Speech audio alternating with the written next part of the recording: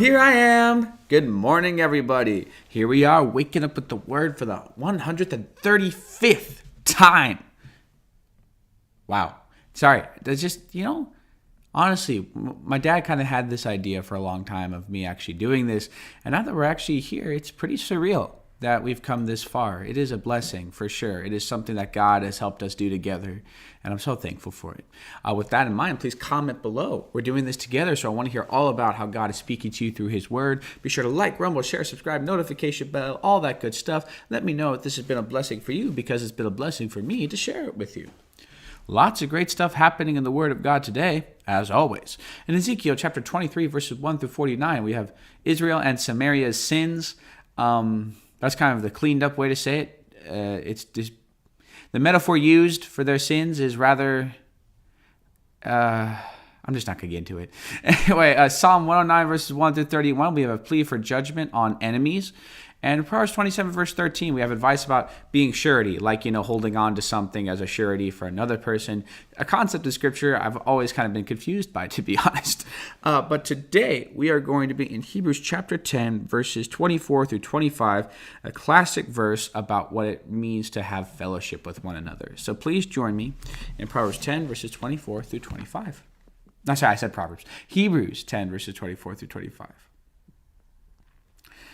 And let us consider one another in order to stir up love and good works, not forsaking the assembling of ourselves together, as is the manner of some, but exhorting one another, and so much the more, as you see the day approaching.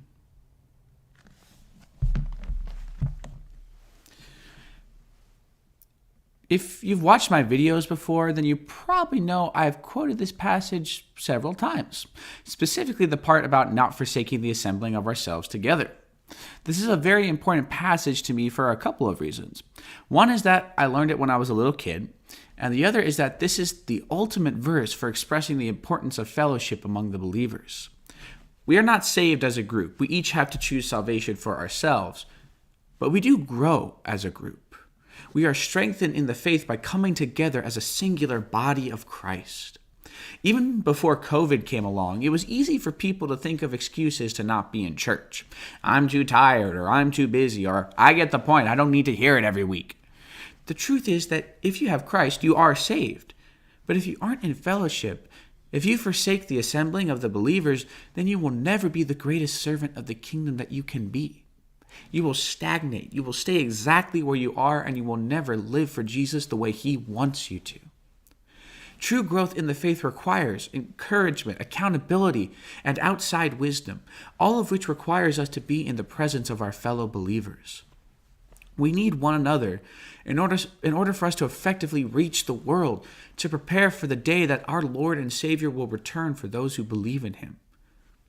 We are one body, one unified church, and the only way to stand firm in the evil day is by not forsaking the assembling of ourselves together. Please pray with me. Dear Father in heaven, thank you so much for this day. Lord, thank you for the gift of a family of believers, the body of Christ. Thank you for fellowship, for worship, for congregations, for our chances to come together as believers and worship you and get to know you and grow closer to you and closer to one another. Please help us to never forsake these gifts, to choose to be close to our family of believers every single opportunity we have, to grow in faith, in unity, true unity, behind your truth, the truth of the gospel. Help us never forsake the assembling of ourselves together. In Jesus' name I pray. Amen. Well, there you have it. That's 135 episodes. Man, I'm just so happy about that. Sorry, I keep kind of zoning out because it's just so cool how far we've come. Please comment below if you want to talk about this concept or any other concept of Scripture. I want to hear all about it. Be sure to like, rumble, share, subscribe, click the notification bell, and I hope you won't forsake the assembling of ourselves together this Sunday. God bless you all, and have a blessed and wonderful day.